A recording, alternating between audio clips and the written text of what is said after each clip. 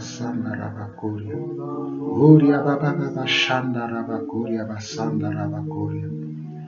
Ô Éternel, notre Dieu, notre Père, Seigneur, le Dieu de tous les temps, le Dieu de la préhistoire et de l'histoire. Papa, nous voulons te bénir, nous voulons te remercier pour cette semaine qui est sur le point d'achever, où toi, tu as gardé chacun d'entre nous. Tu as préservé chacun d'entre nous. Tu as préservé nos conjoints. Tu as préservé nos enfants. Tu nous as préservés, Seigneur Dieu, dans les transports en commun, dans la circulation, dans nos trains quotidiens. Tu as préservé chacun d'entre nous. Et plus encore, tu nous as conservé la vie afin que nous puissions témoigner toujours ton amour envers nous et tes bontés dans nos vies. Éternel, je veux te dire merci, Seigneur Dieu, pour ce grand amour que tu nous témoignes tous les jours, que tu fais tous les jours dans notre vie, Papa. Sois béni pour cela. Sois béni pour cela, Éternel, mon Dieu. Éternel, mon Dieu, comme j'ai trouvé grâce à tes yeux, comme mes prédécesseurs, comme Abel, comme Enoch, oh alléluia, Éternel, mon Dieu, comme Noé, oh Papa, comme Abraham, comme Isaac, comme Jacob, comme Joseph, comme Moïse, oh alléluia, comme Anne, Seigneur Dieu, oh Éternel mon Dieu, comme Marie dans ta parole. Moi aussi j'ai encore trouvé grâce à tes yeux encore aujourd'hui, afin d'annoncer ta parole, afin de parler de toi à mes frères et sœurs à travers le monde, Papa. Éternel mon Dieu, cette grâce que tu m'as encore accordée aujourd'hui, Seigneur Dieu, je prie, Papa, que cette grâce me conduise dans toute ta vérité et rien que la vérité, Papa. Je m'abandonne entre tes mains, Seigneur Dieu. Utilise-moi comme bon te semble, Papa. Utilise-moi comme un instrument, Seigneur Dieu. Un instrument d'un usage noble entre tes mains, Papa. Un instrument d'un usage noble entre tes mains. Éternel mon Dieu, que ta volonté s'accomplisse encore en moi encore aujourd'hui. Et Éternel, je te présente tous mes frères et sœurs à travers le monde entier. Ceux-là qui écoutent la parole, ceux-là qui écoutent l'évangile, et Seigneur Dieu, qui cherchent à te connaître, Papa. Car selon ta parole, tu dis dans Jean 17, le verset 3, que la vie éternelle, c'est qu'ils te connaissent, toi, le seul vrai Dieu, et celui que tu as envoyé, Jésus-Christ, Papa. Seigneur mon Dieu, que mes frères à travers le monde entier, au travers du partage que je vais faire encore ce soir, qu'ils puissent te connaître, toi le seul vrai Dieu et celui que tu as envoyé, Jésus-Christ. Qu'ils connaissent enfin la vérité, comme tu l'as dit également dans Jean 8, le verset 32. Que vous connaîtrez la vérité et la vérité vous affranchira. Éternel mon Dieu, je m'apprête à annoncer cette vérité. Puisque je ne suis pas la vérité, puisque je ne suis pas la vérité, mais que c'est toi qui es la vérité, et qu'il y a un seul chemin qui mène vers la vérité, il y a un seul chemin qui donne la vie, il y a un seul chemin qui mène vers au Père. Seigneur, qu'au travers de mes cordes vocales, qu'au travers des sons que ma bouche va balbutiner, que Papa, cette vérité puisse être connue dans le monde entier. Que le mystère de la parole soit révélé aujourd'hui à tes enfants dans le monde entier, Papa. Et que toute la gloire, l'honneur, la puissance te reviennent à toi seul, le Dieu véritable et la vie éternelle. C'est ainsi que nous avons prié au nom de Jésus. Amen. Amen. Amen. Et tu es saint. Et tu es saint, mon Dieu, et tu es saint, mon roi, et tu es saint, mon Dieu, et tu es saint, mon choix, et tu es saint, Yeshua, et tu es saint, Yeshua, et tu es saint, où tu es très haut, tu es très haut, tu es très grand. Tu es très haut, tu es très haut, Tu es très haut. Tu es très haut. Tu es très haut. Tu es très haut. Tu es très haut. Tu es très haut. Tu es très haut, Yeshua. Tu es très haut, Elohim. Tu es très haut, Adonai. Tu es très haut, Yeshua. Oh, tu es très haut, mon Dieu. Oh, tu es très haut. Tu es très haut. Tu es très haut. Tu es très haut. Tu es très haut. Tu es très haut. Tu es très haut. Tu es très haut, tu es très haut, tu es très haut, tu es très haut, tu es très haut, tu es très haut, tu es très haut, tu es très haut, tu es très haut. Alléluia, alléluia, alléluia. Shalom à mes frères et sœurs à travers le monde entier. Soyez bénis, que la grâce de notre Seigneur, que la grâce de notre Dieu, que la grâce de notre Père, que la grâce de celui qui nous a appelés des ténèbres à son agréable lumière soit avec chacun d'entre vous. Et pour mes frères et sœurs qui vont recevoir cet enseignement par le biais de WhatsApp, je vous salue. Vous écoutez la voix de votre humble serviteur, le serviteur Jean-Paul Lawson. Je sais que vous êtes nombreux maintenant à me suivre. J'ai reçu quelques témoignages que beaucoup d'entre vous, vous écoutez même mes enseignements dans les marchés, dans les trains, en faisant vos trains quotidiens. Que cette parole puisse vous délivrer, que cette parole puisse vous montrer le chemin, la vérité et la vie. Nous allons continuer notre enseignement sur le discernement des esprits. Nous sommes aujourd'hui dans la 8e partie. Que le Seigneur nous conduise, chacun d'entre nous, afin que nous puissions comprendre ce message, le discernement des esprits, puisque nous sommes à la fin des temps et il y a beaucoup d'esprits qui agissent dans l'église, qui agissent dans le monde, et il y a beaucoup d'esprits qui parlent aujourd'hui, que ce soit dans l'église et dans le monde. Mais nous, en tant qu'enfants de Dieu, nous devons regarder aux Écritures par rapport à ce que les Écritures nous ont enseigné, par rapport au recadrement que les Écritures nous ont donné, par rapport à la direction que les Écritures nous ont donné, par rapport, Seigneur, oh, alléluia, oh, Rabbi, oh, sois glorifié au travers de ta parole, par rapport à ce que les Écritures nous ont enseigné, que nous puissions garder la ligne et que nous ne tournions pas ni à gauche ni à droite, mais que nous soyons focalisés sur le chemin de la vérité, le chemin de la vie, le chemin de Yeshua. Alors nous allons continuer aujourd'hui dans Galates chapitre 5, où nous nous sommes arrêtés la dernière fois. Dans la 7e partie, nous allons continuer dans Galates chapitre 5 aujourd'hui. Que le Seigneur puisse nous conduire et que nous puissions comprendre sa volonté.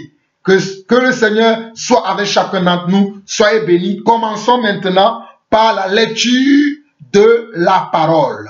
Car la foi vient de ce qu'on entend et ce qu'on entend vient de la parole de Dieu. Donc nous allons commencer aujourd'hui dans Galates chapitre 5 et nous allons commencer du verset 13 jusqu'à la fin. Et écoutez-moi très attentivement, je vais lire cette partie de Galates chapitre 5 dans le livre et dans la Bible, la tradition Louis II. Galates chapitre 5, je vais le lire dans la tradition Louis II, mais tous les autres passages que je vais lire après, je le lirai dans la Bible juive complète. La Bible, la tradition juive complète, parce que les passages que je vais lire dans cette tradition, je trouve que c'est un peu plus précis, un peu plus clair que la tradition Louis II.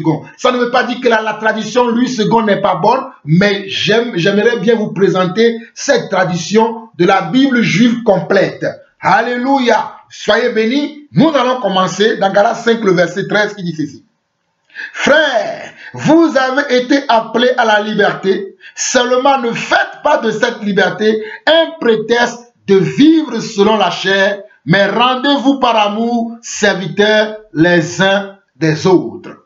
Frères, vous avez été appelés à la liberté, mais ne faites pas de cette liberté un prétexte de vivre selon la chair. Nous sommes appelés à la liberté. Christ est venu nous racheter de tout esclavage, de tout endoctrinement, de tout lien dans lequel nous étions avant, ne connaissant pas la vérité. Maintenant, puisque nous connaissons la vérité, puisque nous avons été délivrés par la vérité, cela ne doit pas être un prétexte pour nous que nous allons vivre maintenant selon la chair. Mais c'est quoi la vie selon la chair? Nous allons le voir selon la parole de la vérité.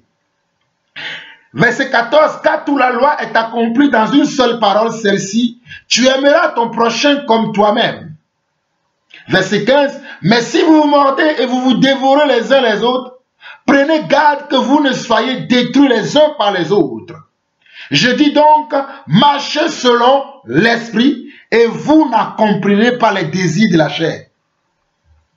Marchez donc selon l'esprit et vous n'accomplirez pas les désirs de la chair. Souvenez-vous que dans le verset 13, on nous dit que frères, vous avez été appelés à la liberté, seulement ne faites pas de cette liberté un prétexte de vivre selon la chair. Mais dans le verset 16, on dit, je dis donc, marchez selon l'esprit et vous n'accomplirez pas les désirs de la chair. Beaucoup de personnes ont du mal à comprendre ce passage. Beaucoup de personnes ont du mal à tordre le sens de ce passage. Donc le verset 16 veut nous dire, marcher selon l'esprit veut dire, marcher selon la vérité. Tout simplement.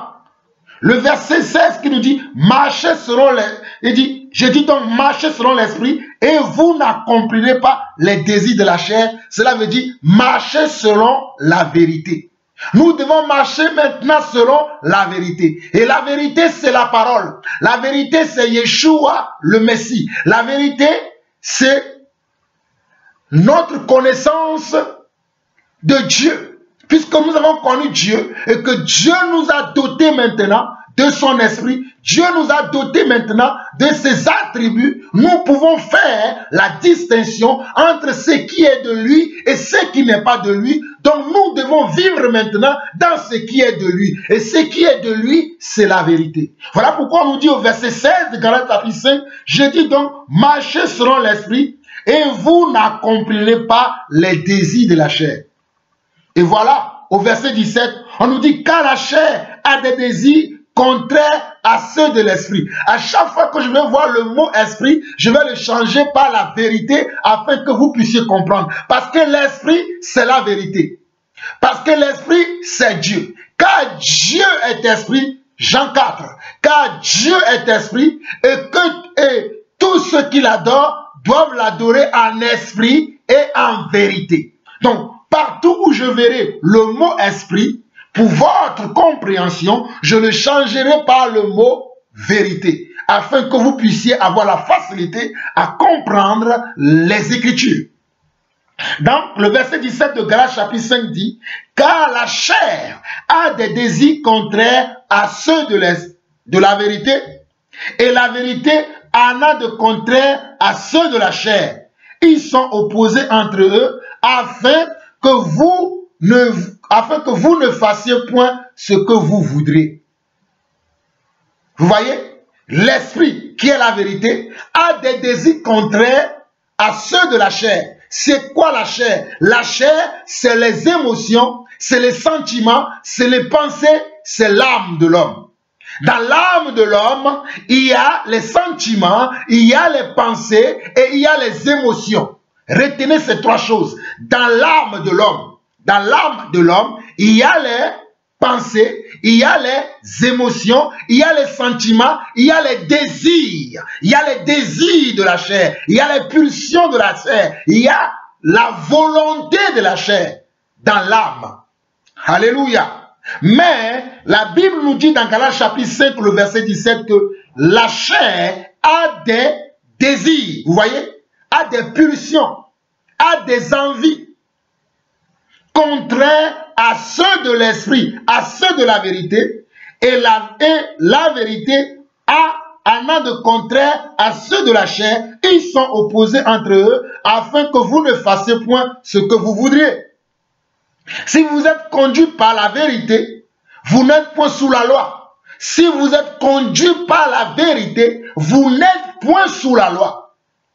Or, les œuvres de la chair sont évidentes. Les œuvres de la chair, les œuvres de la chair, les œuvres de la chair sont évidentes. Ce sont la débauche, l'impureté, les dérèglements, l'idolâtrie, la magie, les rivalités, les querelles, les jalousies, les animosités, les disputes, les divisions, les sectes, l'envie, l'ivrognerie, les essais de table et les choses semblables. Je vous dis d'avance, comme je l'ai déjà dit, que ceux qui commettent de telles choses n'hériteront point le royaume de Dieu. Alléluia.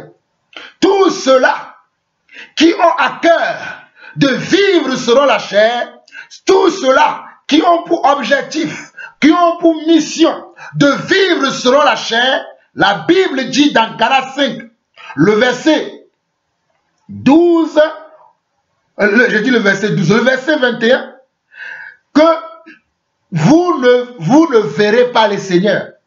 Ce n'est pas moi qui l'ai dit. L'écriture, elle est claire. Dans Galates 5, le verset 19 au verset 21, on nous dit que or, les œuvres de la chair sont évidentes. Les œuvres de la chair sont évidentes. C'est-à-dire, on les voit, on les ressent, on les sent. Ce ne sont pas des choses cachées, on les voit. C'est pour ça qu'on dit, ce sont la débauche, l'impureté, les dérèglements, l'idolâtrie, la magie, les rivalités, les querelles, les disputes, les querelles c'est encore les disputes, les jalousies, les animosités, les divisions, les sectes, l'envie. Regardez, la chair a des envies, l'envie. Il te pousse à faire des choses qui sont contraires à la vérité. Ça, c'est l'envie. La chair te dit, va voler, va mentir, va forniquer. Ce sont des exemples. Cherche les choses de la terre. C'est l'envie, ça. L'ivrognerie, les essais de table. Tu as déjà ce qu'il te faut pour vivre.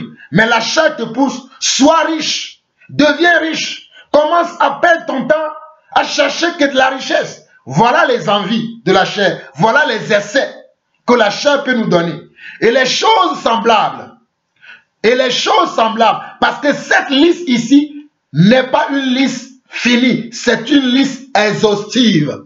Il y a plusieurs désirs, plusieurs pulsions que la chair peut avoir. Je répète encore. Il y a plusieurs désirs, plusieurs pulsions, plusieurs envies que la chair peut avoir. Ici, ce n'est qu'une liste exhaustive. Si vous voyez bien en vous-même, vous allez voir que votre chair vous pousse à certaines pulsions qui ne sont pas dites dans ce verset. Voilà pourquoi au verset 21, l'apôtre Paul va dire l'envie, l'ivrognerie, les essais de table et les choses semblables. Et les choses qui sont pareilles comme ces choses-là qui sont les œuvres de la chair et non les œuvres de la vérité et non les œuvres de l'esprit. Les choses semblables à ce qui a été précité ici, à ce qui a été nommé ici, ce sont les choses que vous allez avoir dans la chair qui sont des désirs contraires à ceux de l'esprit. Et l'esprit, c'est la vérité. Alléluia.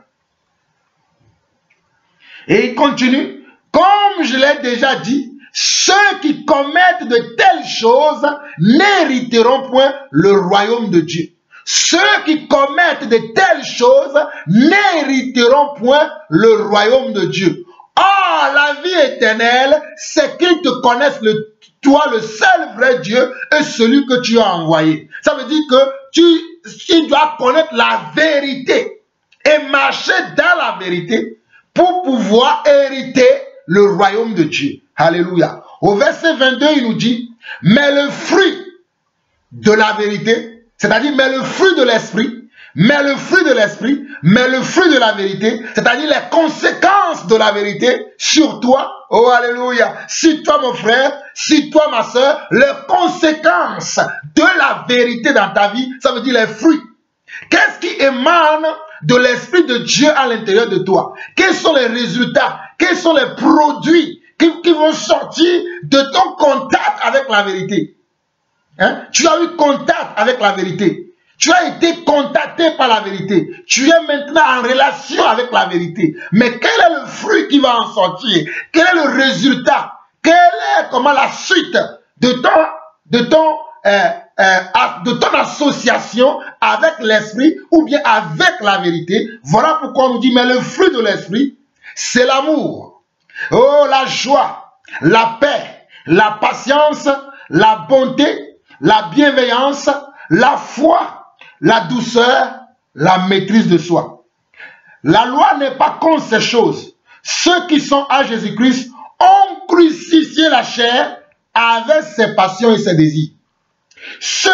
Regardez bien le verset 24 de Galates 5, ceux qui sont en Jésus-Christ, c'est-à-dire ceux qui sont dans la vérité, ont crucifié la chair avec ses passions et ses désirs. Je répète encore, ceux qui sont dans la vérité ont crucifié la chair avec ses passions et ses désirs. Si nous vivons par l'esprit, marchons aussi par l'esprit. C'est-à-dire, si nous vivons par la vérité, marchons aussi selon la vérité. Si nous avons reçu la vérité, marchons aussi selon la vérité. Ne cherchons pas une vaine gloire en nous provoquant les uns les autres, en nous portant envie les uns les autres. Mais allez voir dans les assemblées aujourd'hui, tel ministère va dire c'est moi qui ai la meilleure ministère, tel ministère, telle église va dire c'est moi qui ai la meilleure église. Et vous allez voir que ces hommes-là, ils vont toujours compter en nombre d'adhérents à leurs idéologies. Ils vont estimer leur gloire en nombre d'adhérents à leur église, en nombre d'appartenance à leur religion, en nombre d'appartenance à leur soi-disant religion, à leur soi-disant christianisme. Mais la vérité, c'est que comme le verset nous dit ici, verset 6, ne cherchons pas une vaine gloire. Ne cherchons pas une vaine gloire. Voilà pourquoi je vous ai dit que moi je n'ai pas d'église. Je ne suis pas l'auteur de l'église. Je suis membre de l'église du Seigneur. Et je suis un acteur dans cette église. Mais le maître incontesté, oh alléluia, et incontestable de cette église, c'est Yeshua le Messie. C'est lui que nous vous présentons. C'est lui que nous vous annonçons. C'est lui le maître. C'est lui le chef d'orchestre. C'est lui que vous devez suivre. Et c'est lui la vérité. Voilà l'expression de l'esprit dans l'église.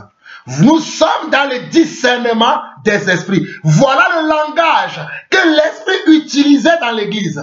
Voilà le langage que l'esprit utilisait dans l'église. Galates 5, le verset 13 a dit, frères, vous êtes appelés à la liberté. Seulement ne faites pas de cette liberté pour vivre selon la chair.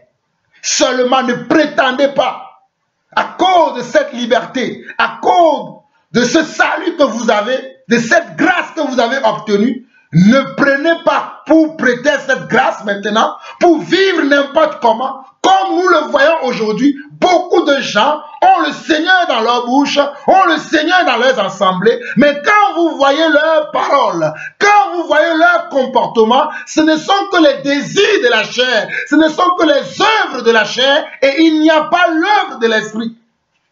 Mes chers frères et sœurs, je vous en conjure, regardez dans les assemblées dans lesquelles vous vous trouvez, ou peut-être regardez les assemblées qui sont autour de vous et écoutez les paroles, voyez le comportement des gens, voyez l'attitude des gens, voyez le caractère des gens, vous allez voir qu'ils ne sont que dans la chair, ils ne parlent que d'après la chair, puisqu'ils ne cherchent que les œuvres de la chair.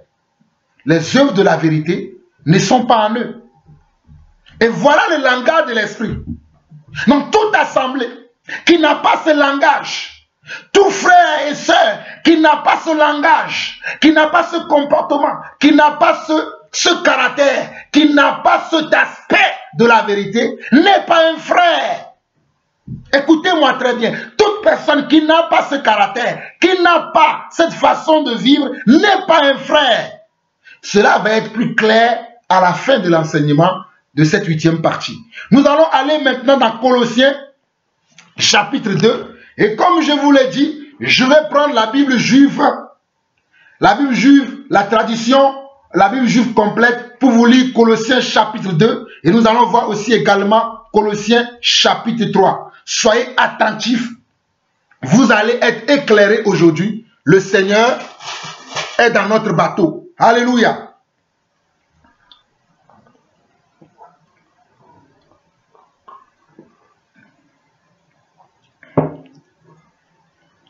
Soyez bénis. Colossiens chapitre 2. Nous allons lire du verset 1 au verset 15.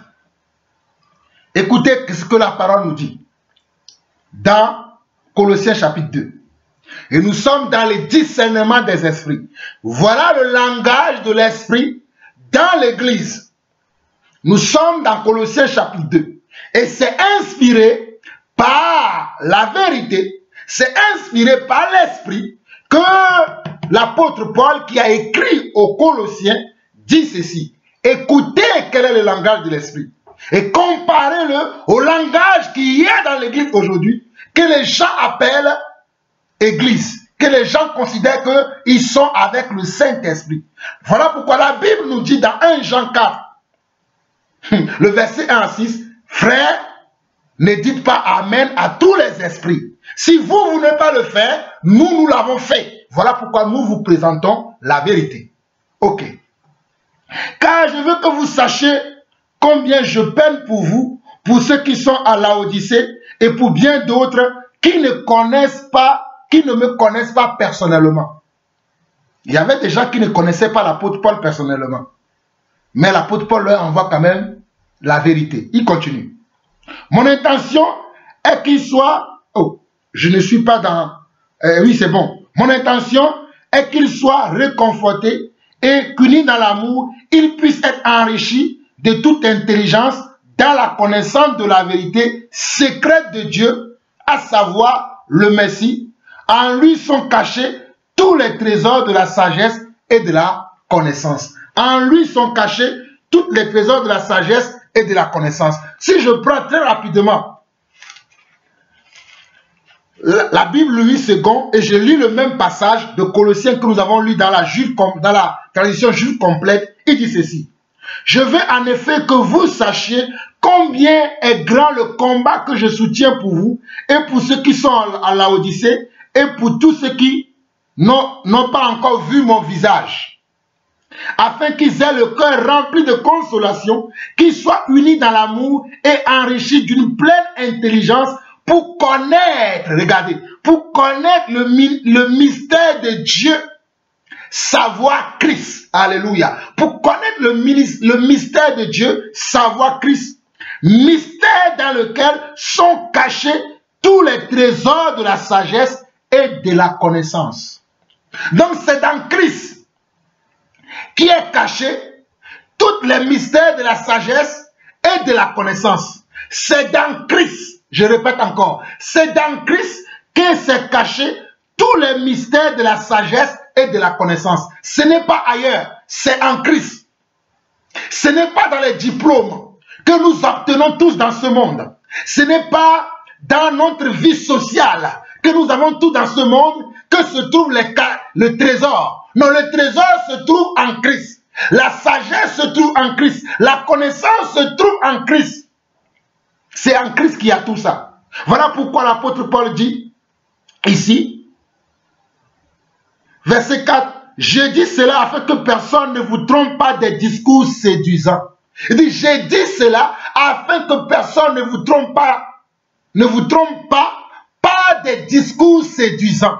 Aujourd'hui, dans l'église, nous avons des discours séduisants, s'écartant comment? De la connaissance et de la sagesse de Christ.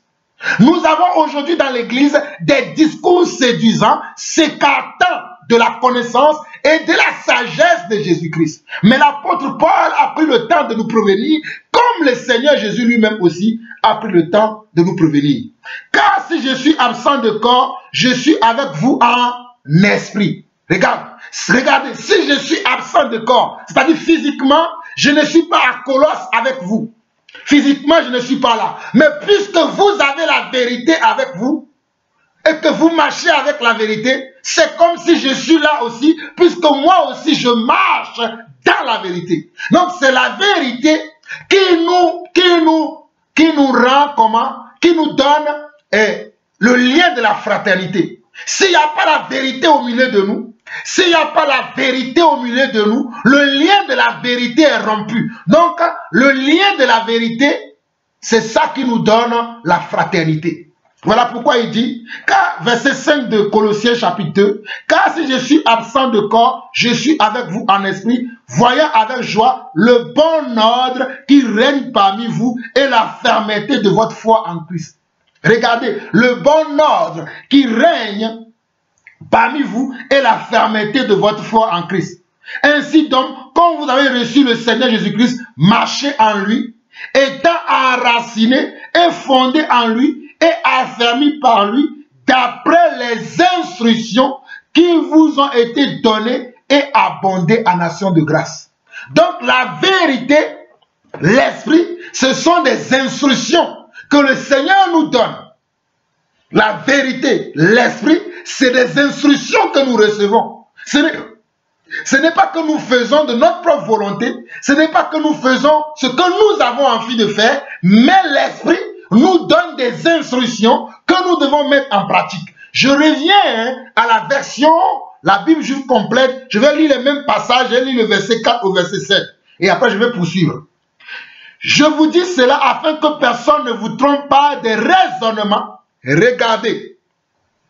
Je vous dis cela afin que personne ne vous trompe pas des raisonnements qui s'apparentent à la vérité, mais qui sont en réalité fallacieux.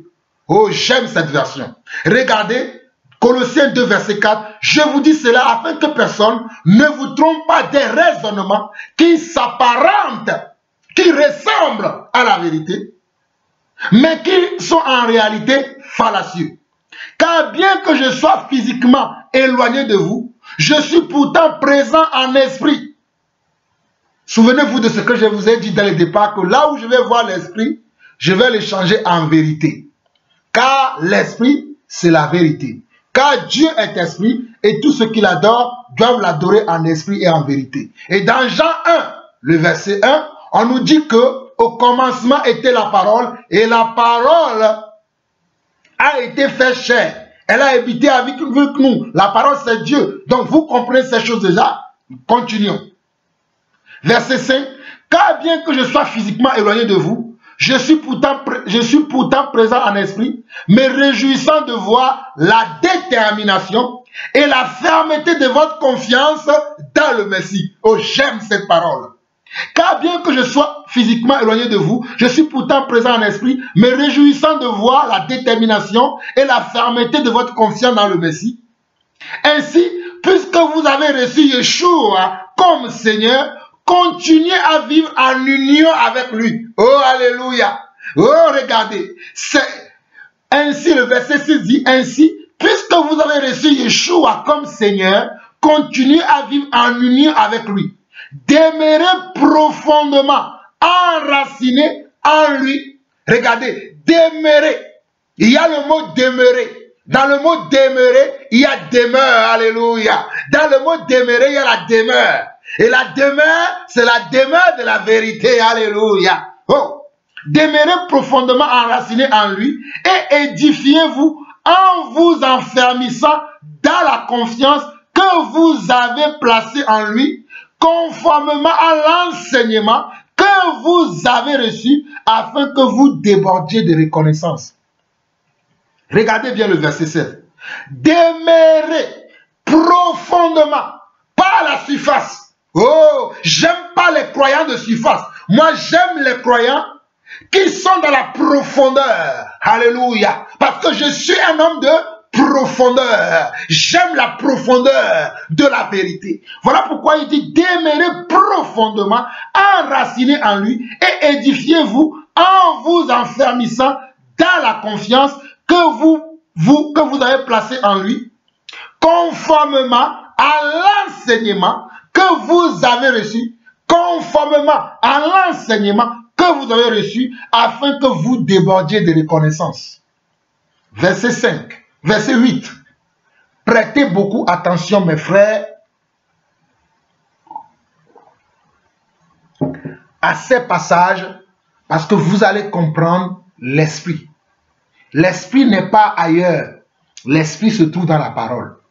L'esprit n'est pas un frisson qui vient sur toi. L'esprit, c'est la rencontre avec la vérité. Voilà la vérité. Nous continuons. Verset 8 de Colossiens chapitre 2. Prenez garde que personne ne vous asservisse. Regardez les termes qui sont utilisés dans la Bible, la tradition juive complète. Je suis dans la Bible, la tradition juive complète. Pour ceux qui veulent peut-être acheter cette Bible, si vous voulez, c'est la tradition juive complète qui est publiée dans les éditions Emmet. C'est les éditions Emmet qui publient cette Bible-là. Elle est très bien. La Louis II aussi est parfaite. Moi, je préfère lire celui-là parce que je l'aime. J'aime cette version. Mais la Louis II aussi est meilleure. Je continue. Prenez garde que personne ne vous asservisse par le biais de la philosophie et par de vaines tromperies qui s'appuient sur les traditions humaines en accord avec les éléments spirituels du monde et non selon le Messie. Waouh!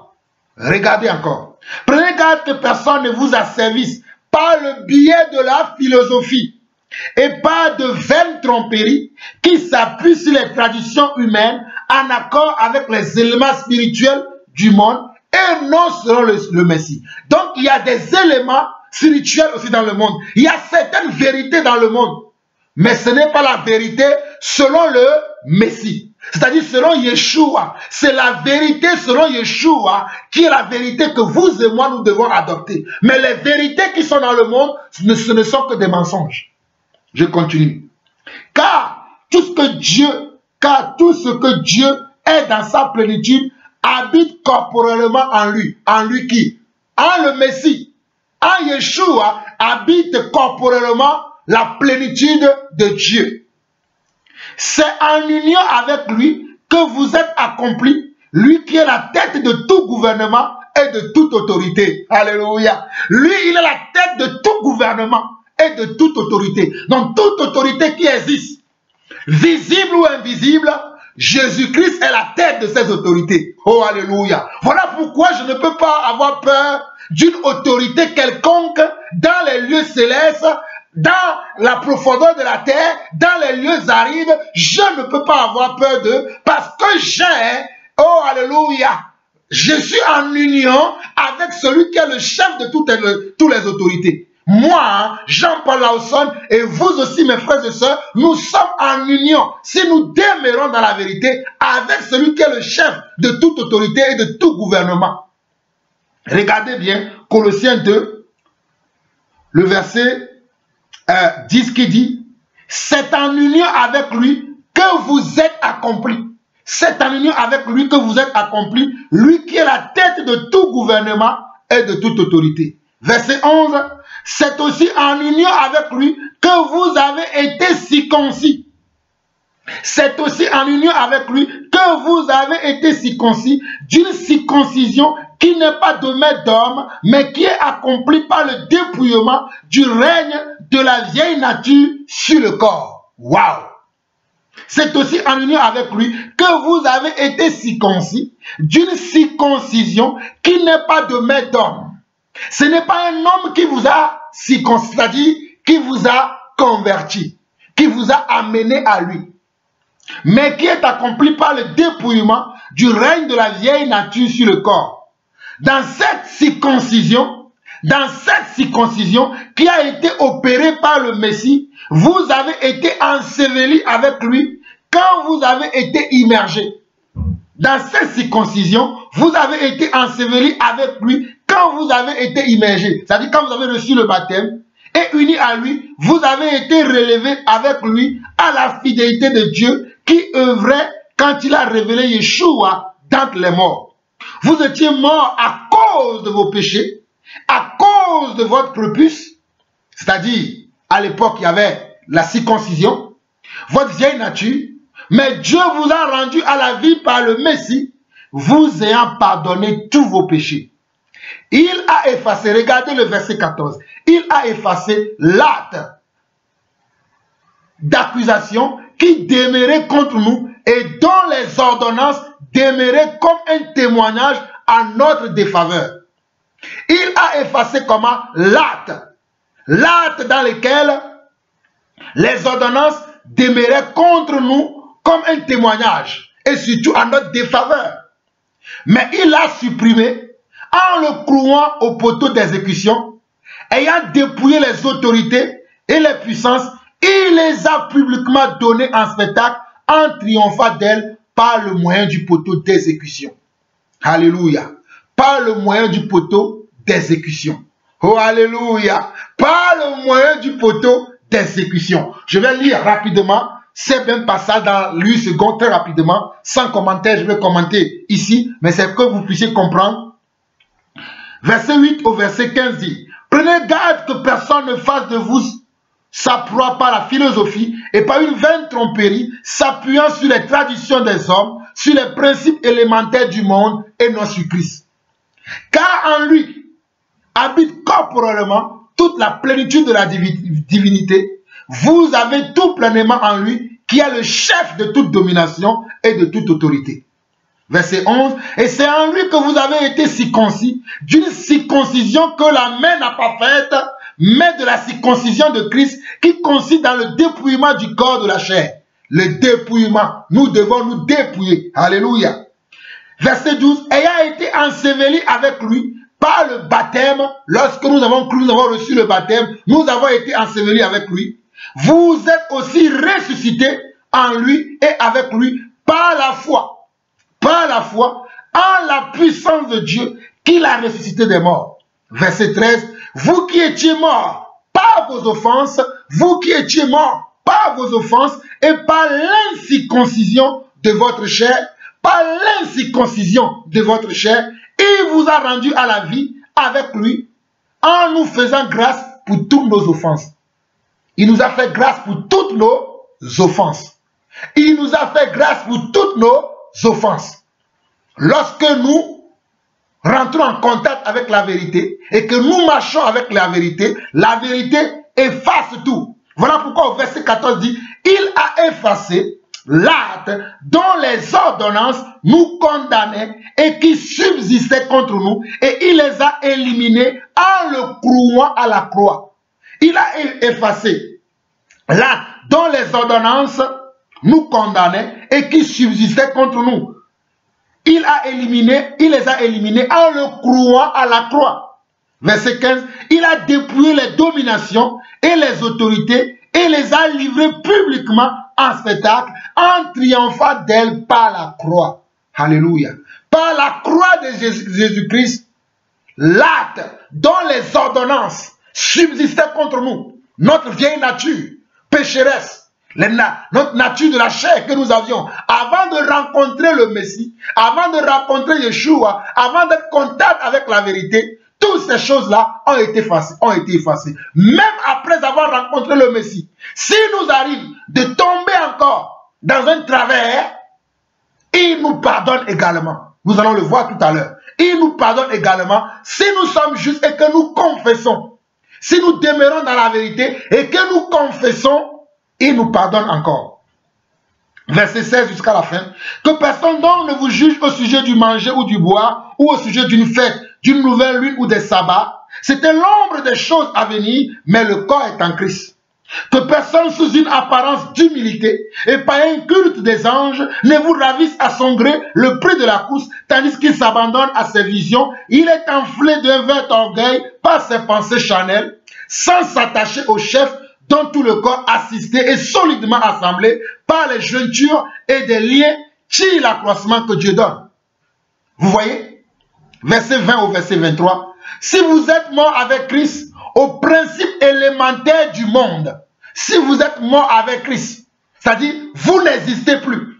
Être mort avec Christ, ça veut dire que le moi, Jean-Paul, je n'existe plus, mais c'est le moi de Christ qui existe. Voilà pourquoi Paul dira que si je vis, ce n'est plus moi qui vis, mais c'est Christ qui vit en moi. Si je vis, ce n'est plus moi qui vis, c'est Christ qui vit en moi. Veut dire, si je vis, ce n'est plus moi, le menteur, l'homme qui a les désirs charnels, l'homme qui a les pulsions charnelles qui vit, mais c'est la vérité qui vit en moi. Voilà la signification, si je vis, c'est Christ qui vit en moi.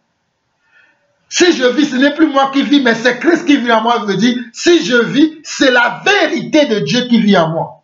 Ce n'est plus le moi, personnellement, qui vit. Et il continue en disant ceci. Si vous êtes mort avec Christ, nous sommes au verset 20 de Colossiens chapitre 2, au principe élémentaire du monde, pourquoi, comme si vous viviez dans le monde, vous impose-t-on ces préceptes? Ne prends pas, ne goûte pas, ne touche pas.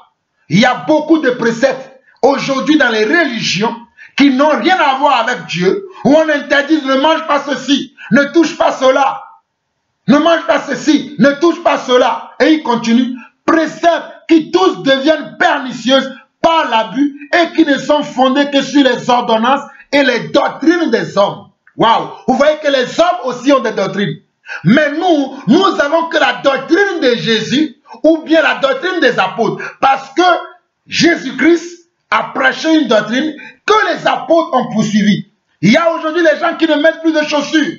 Il y a aujourd'hui les gens qui ne mettent plus de boucles d'oreilles. Il y a aujourd'hui les gens qui ne s'habillent plus correctement. Il y a beaucoup on leur dit des choses qui n'ont rien à voir avec la vérité. Et les gens copient ces choses, ils le font. Pour eux, mettre des boucles d'oreilles, c'est un péché. Pour eux, ne pas mettre des chaussures, c'est la sainteté. Pour eux, ils font des choses qui n'ont rien à voir avec la vérité. Ils continuent. Verset 23. Ils ont en vérité une apparence de sagesse, en ce qu'il indique un culte volontaire, de l'humilité et le mépris du corps. Regardez. Ils ont en vérité une apparence de sagesse, en ce qu'il indique un culte volontaire, de l'humilité et le mépris du corps. Mais cela est sans valeur réelle et ne sert qu'à satisfaire la chair. Toi à qui le diable est en train de dire, regarde ce que le frère dit, il dit que je peux m'habiller n'importe comment, je détruis maintenant cette pensée dans ton cœur, ce n'est pas ce que je suis en train d'expliquer. Un enfant de Dieu doit s'habiller décemment. Un enfant de Dieu doit s'habiller correctement comme un prince ou comme une princesse. Si vous voyez, même selon la chair, selon le monde, la princesse ou bien le prince Charles de Monaco ne s'habille pas n'importe comment. Le prince du Royaume-Uni ne s'habille pas n'importe comment. Donc vous êtes des princes du royaume de Dieu. À plus forte raison, votre accoutrement, votre habillement doit être meilleur que ceux des princes de cette Charaboria.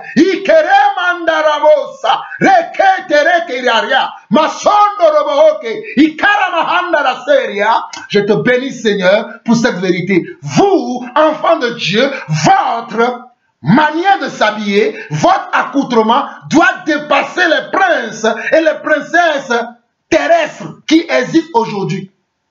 Donc toi qui dis, ah, regarde, le frère Dieu nous dit ne goûte pas, ne touche pas, cela me donne la liberté que je puisse me mettre n'importe comment, ce n'est pas ce que je suis en train de véhiculer.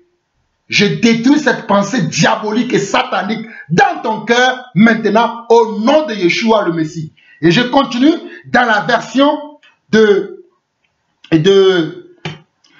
la version la Bible juive complète. Nous étions au verset 15 quand je suis reparti dans la Bible 8 secondes. On va relire ici à partir du verset 16 jusqu'à la fin.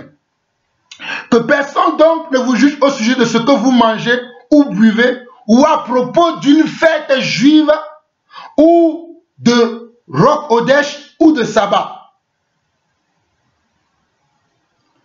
Odès, c'est la nouvelle huile. Roc Odès, c'est la nouvelle huile. Ok. Tout cela n'est que l'ombre des choses à venir, mais le corps est du Messie. Notre corps appartient au Messie. Les fêtes, les choses, tout ça là, ça n'a pas d'importance. Le corps appartient au Messie. Regardez au verset 18. Que personne ne vous prive de la récompense en vous forçant à pratiquer la mortification ou le culte des anges. Waouh!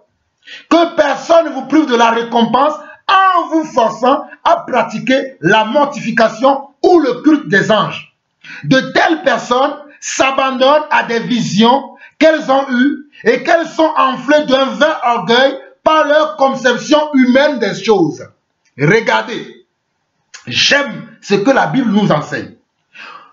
Au verset 18, on nous dit que personne ne vous prive de la récompense en vous forçant à pratiquer la mortification ou le culte des anges.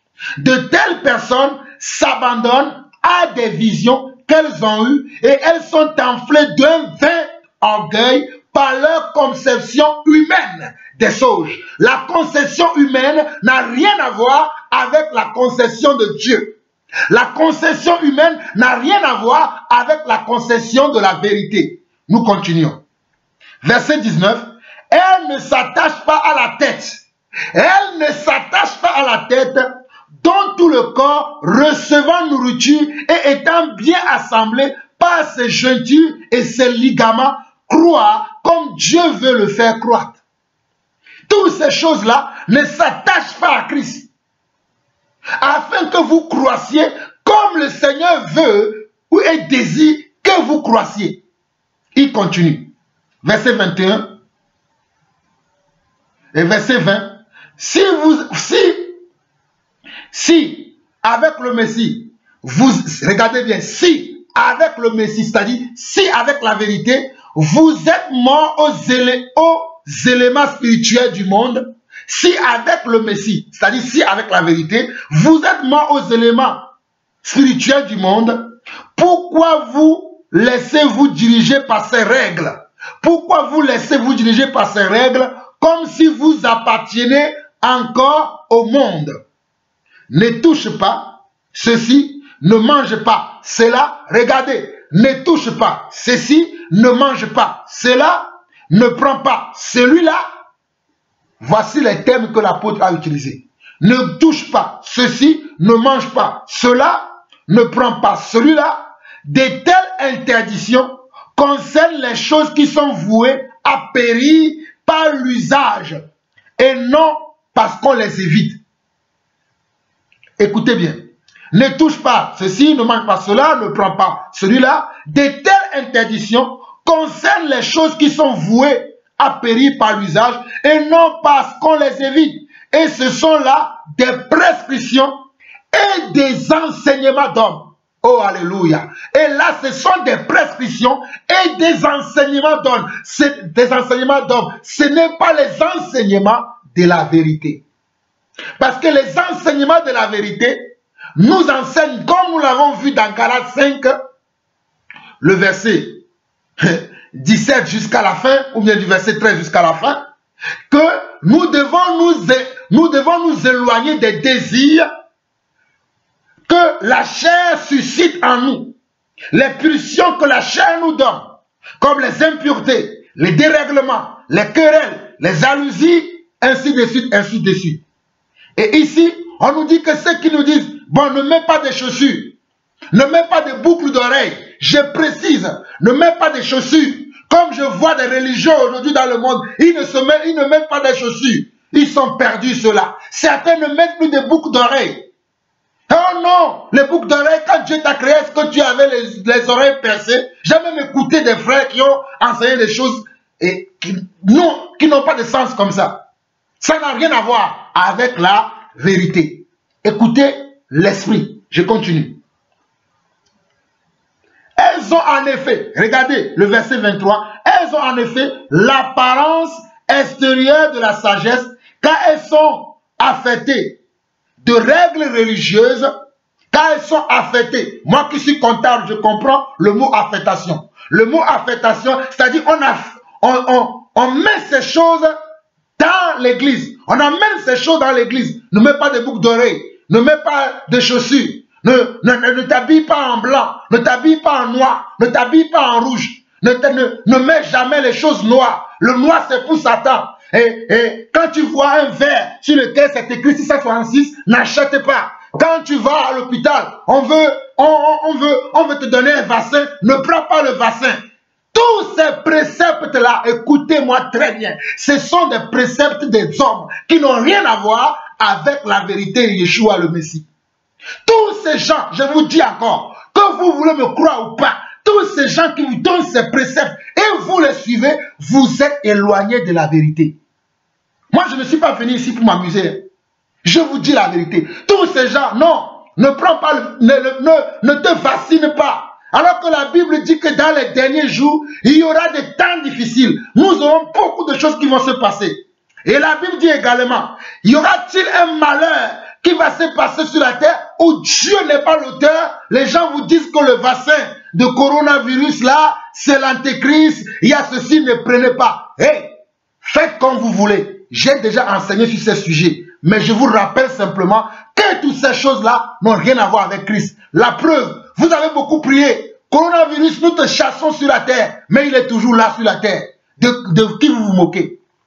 Vous avez prié coronavirus au nom de Jésus. Quitte la terre, quitte nos églises. Mais il est encore là. Donc je suis en train de vous dire, les gens qui donnent des lois, qui vont au-delà de ce que les Écritures enseignent, qui présentent des choses qui à l'apparence sont bien pour vous. Et la Bible précise, ils ont eu des visions. Et ce sont des purs des anges qui vous racontent des choses qui n'ont rien à voir avec la vérité et vous les acceptez. Vous vous trompez. Je relis le verset. Verset 23. Elles ont en effet toutes ces règles que vous voyez dans le monde, tous ces esprits qui parlent actuellement dans le monde. Oh, le Seigneur me dit, mon fils insiste. Hey, tous ces esprits qui parlent actuellement dans le monde, concernant beaucoup de choses, ce n'est pas l'Esprit de Dieu. Je vous répète encore, tous ces esprits qui actuellement ont la parole, ils parlent, les gens les écoutent, la multitude les suit, vous, enfants de Dieu, ne les suivez pas. Verset 23. Elles ont en effet l'apparence extérieure de la sagesse. Elles ont en effet l'apparence extérieure de la sagesse, car elles sont affectées de règles religieuses, d'humilité et d'ascétisme, mais elles n'ont aucune valeur pour réfréner celui qui cède à sa vieille nature. J'espère que vous comprenez. J'espère que vous comprenez. Aujourd'hui, je vais revenir très rapidement dans cette version, très rapidement, la version Louis II, pour lire également le verset 20 au verset 23, et je vais réexpliquer une dernière fois en 3 minutes, et je vais passer dans un autre chapitre. Verset 20 au verset 23 de Colossiens chapitre 2. Si vous êtes morts avec Christ, au principe élémentaire du monde, pourquoi, comme si vous viviez dans le monde, vous impose-t-on ces préceptes? Regardez, si vous êtes morts avec Christ, au principe élémentaire du monde, pourquoi, comme si vous viviez dans le monde, vous impose-t-on ces préceptes? Ne prends pas, ne goûte pas, ne touche pas. Regardez la suite, le verset 22. Préceptes qui tous deviennent pernicieux par l'abus et qui ne sont fondés que sur les ordonnances et les doctrines des hommes. Ce sont des ordonnances et des doctrines des hommes. Ils ont en vérité, le verset 23 précise, ils ont en vérité une apparence de sagesse en ce qu'il indique un culte volontaire, de l'humilité et le mépris du corps. Parce que ces choses vous apprennent à mépriser votre propre chair, à ne pas prendre soin de votre chair, alors que votre chair est le temple de l'esprit.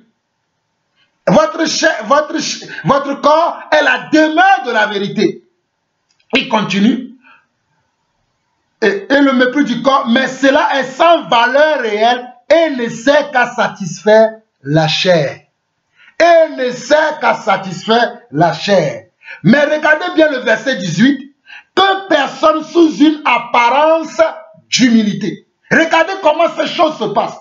Il dit que personne sous une apparence, ils ont l'apparence d'humilité, et pas un culte des anges, et pas un culte des anges. Vous allez voir que le fond de ce message, c'est les gens qui vont dire, j'ai eu une vision, un ange m'a visité, et il commence à dire des choses qui sont contraires à la vérité. Oh Rabosa, ils disent des choses qui sont contraires à la vérité. Et qu'un culte des anges ne vous ravisse à son gré le prix de la course, tandis qu'il s'abandonne à ses visions, il est enflé d'un vain orgueil par ses pensées charnelles. Ce sont des pensées charnelles où résident comment? Les émotions, les sentiments et comment? Et les mauvaises pensées. Pierre a dit à Jésus-Christ, quand Jésus a dit, il faut que ce qui est écrit de moi dans la loi, dans les lois s'accomplisse, il faut que j'aille mourir au poteau. Qu'est-ce que Pierre a dit? Hey, Jésus, viens ici un peu. Arrête de dire ça, tu ne mourras pas à la croix. Qu'est-ce que Jésus lui a dit? Arrête de dire ça. Tes pensées ne sont pas les pensées de Dieu. Voilà pourquoi Dieu dit, autant le Ésaïe 54. Oh, alléluia. Autant dans Ésaïe plutôt 55. Verset 8 par là, jusqu'au verset 9. Autant les cieux sont élevés au-dessus de la terre, autant mes pensées sont au-dessus de vos pensées, et mes voix ne sont pas vos voix.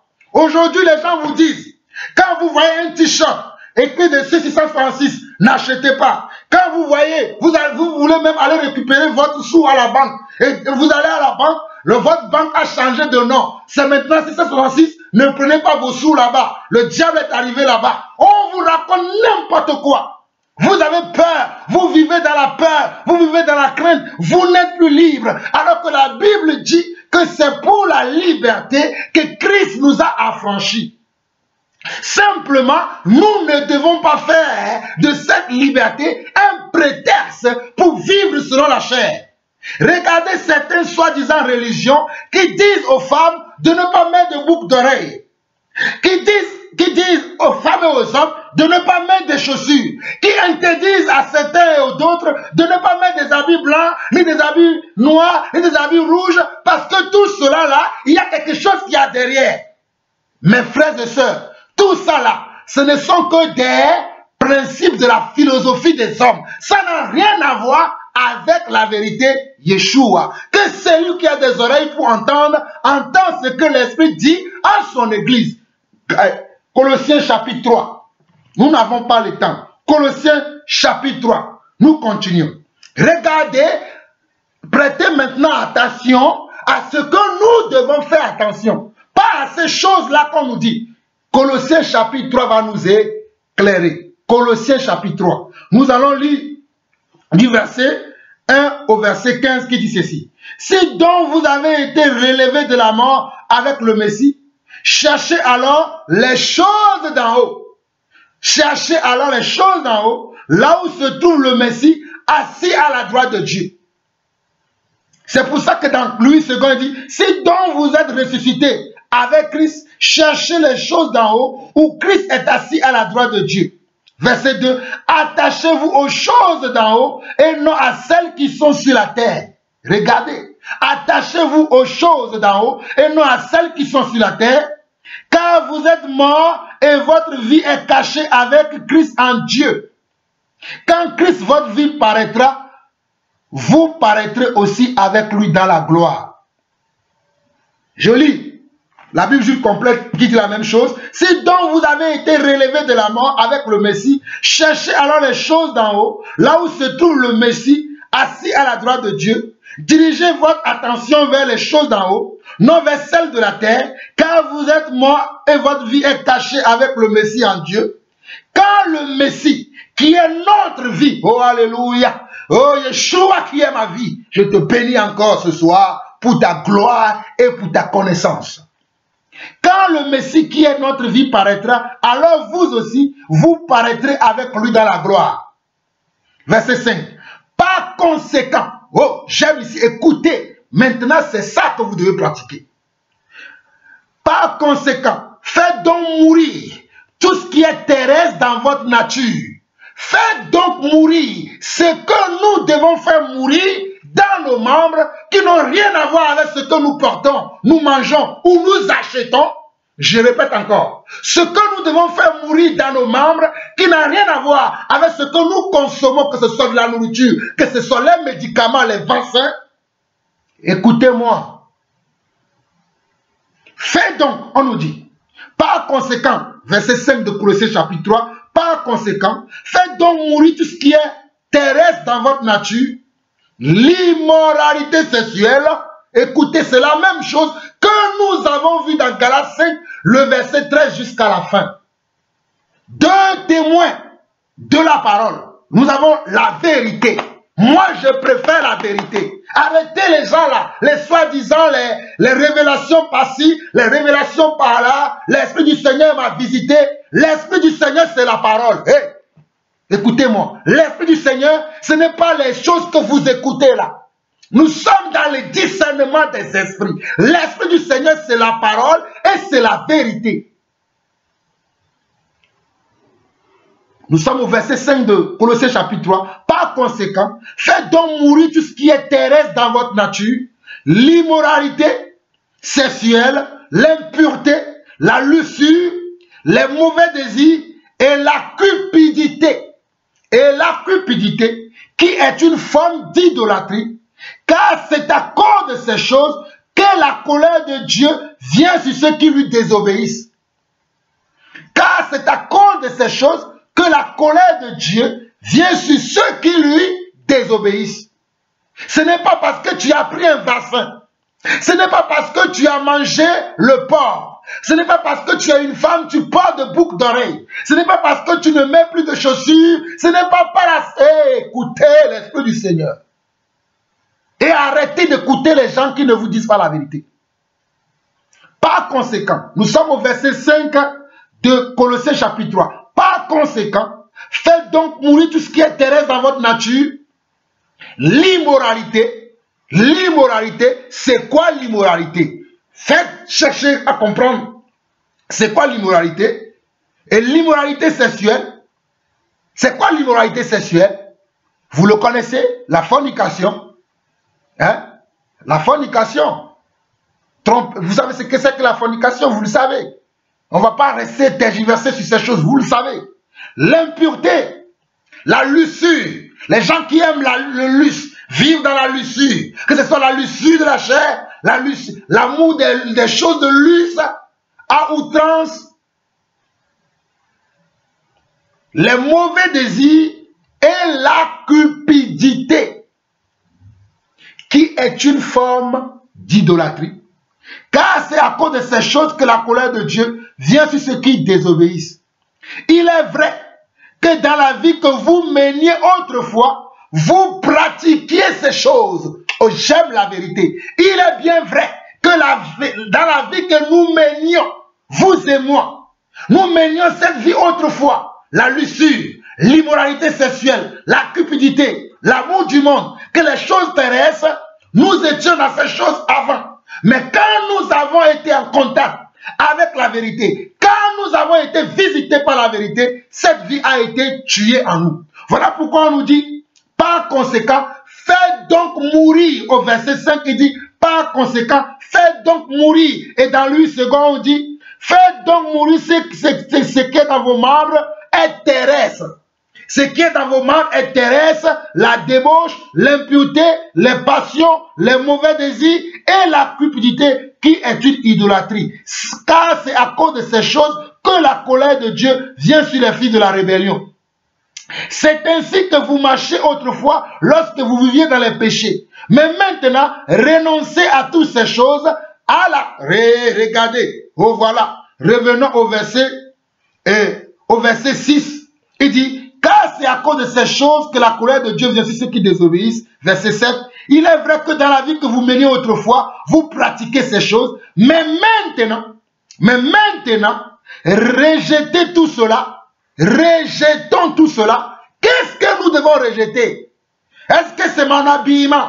Est-ce que c'est ce qu'on vend au marché? Est-ce que c'est ce que je dois aller acheter au marché? Est-ce que c'est ce que je dois aller à la banque pour retirer mes sous que moi-même j'ai posés à la banque, que moi-même j'ai mis à la banque et par ailleurs, la banque a changé de nom, et dans le nom de la banque, je vois 600 francs. Oh, ma banque est devenue Satan. Eh, mon frère. Oh, tu es perdu, tu es perdu. Que Dieu vous ouvre les yeux. Verset 7. Il est vrai que dans la vie que vous meniez autrefois, vous pratiquez ces choses. Mais maintenant, rejetez tout cela, la colère, l'emportement, la méchanceté. Voilà les choses que nous devons arrêter. La colère, l'emportement, la méchanceté, la calomnie et les paroles grossières. Ne vous mentez pas les uns aux autres, car vous vous êtes dépouillés de votre vieille nature et de ses habitudes, et vous êtes revêtus de la nouvelle nature qui est continuellement renouvelée d'une connaissance toujours plus grande et toujours plus proche de l'image de son Créateur. Applaudissons la parole. Oh, que le Seigneur soit béni pour sa parole. Donc, je relis encore pour vous. J'aime cette version. Le verset 8 de cette version. Mais maintenant, rejetez tout cela, la colère, l'emportement, la méchanceté, la calomnie et les paroles grossières. Ne vous mentez pas les uns aux autres, car vous êtes dépouillés de votre vieille nature et de ses habitudes, et vous êtes revêtus de la nouvelle nature qui est continuellement renouvelée d'une connaissance toujours plus grande et toujours plus proche de l'image de son Créateur. Alléluia. Nous devons nous approcher de l'image de notre Créateur, pas de l'image des hommes qui sont sur la terre. Les hommes qui vous disent n'allez pas chercher vos sous à la banque qui a changé en temps de nom, où vous voyez les 636. Et tous ces messages que vous recevez aujourd'hui, les 636 est déjà là, tout ça là, et que vous vivez dans la peur, ne sont pas de Dieu, car l'église doit être enlevée d'abord, avant que tous ces signes-là s'accomplissent. Si l'église n'est pas encore enlevée, et que toi qui as déposé tes sous à la banque, et que tu vas à la banque, ta banque qui s'appelait avant la banque papa, tu vas demain, tu vois papa 636, tu dis ah, je ne vais plus récupérer mes sous, mon frère, tu te trompes pour rien. On t'a trompé. Ce sont des exemples. Il y a tellement d'exemples. Si je veux rentrer dans les détails, nous n'allons pas finir. Mais tous ces lois d'hommes, toi qui ne mets pas de chaussures aujourd'hui, tu ne mets plus de boucles d'oreilles. Il y a des gens qui tu ne les verras jamais s'habiller en noir. Le noir c'est pour Satan. Dans quelle Bible vous avez lu ça? Je ne m'habillerai jamais en noir. Le noir c'est pour Satan. Je ne m'habillerai jamais en rouge. Le rouge c'est pour Satan. Je ne m'habillerai. On a tout attribué, on a tout donné à Satan. Or la Bible dit que tout a été créé par Dieu et pour Dieu. Et vous voulez que je vous dise Colossiens chapitre 1 à partir du verset 15. Écoutez-moi, vous qui ne comprenez pas les Écritures. Colossiens chapitre 1 à partir du verset 15 au verset 19. Écoutez la parole de l'Éternel. Le Fils est l'image invisible, le premier-né de toute la création.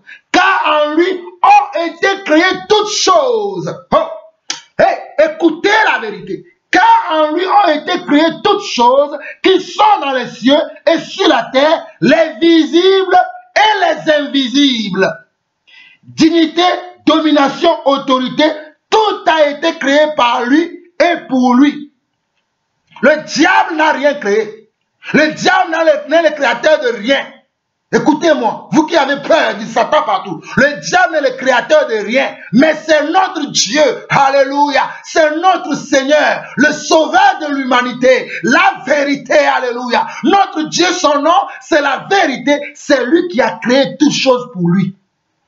Voilà pourquoi moi je peux manger dans tous les assiettes qui portent le nom 666. Je peux aller déposer mon argent dans la banque qui porte 666. Je m'en fous. Je continue. Verset 17.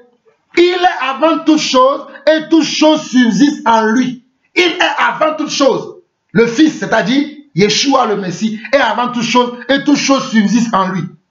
Il est la tête du corps de l'Église Il est le commencement, le premier-né d'entre les morts, afin d'être en tout le premier. Car Dieu a voulu faire habiter toute plénitude en lui. Je le lis dans la version de la Bible juive complète, que vous puissiez voir ce que lui il dit ici. Colossiens 1, verset 15 au verset 19 dit ceci. Il a l'image visible du Dieu invisible. Il a la suprématie sur toute la création, car par lui ont été créées toutes choses dans le ciel et sur la terre, les visibles et les invisibles, les trônes, les autorités, les gouvernants, les puissances, toutes ces choses ont été créées par lui et pour lui. Il existait avant toutes choses et tout est maintenu et en place par lui. Tout est maintenu en place par qui? Par lui. Oh, alléluia. Il est également la tête du corps qui est la communauté messianique. Il est le commencement, le premier-né d'entre les morts, afin d'avoir la primauté sur toutes choses. Car il a plu à Dieu de faire demeurer dans son Fils la plénitude de son être et par son Fils de réconcilier toutes choses avec lui-même, tant sur la terre que dans le ciel, en établissant la paix par lui qui a versé son sang sur le poteau d'exécution. Revenons dans Colossiens 3, le verset 20, dans laquelle nous étions.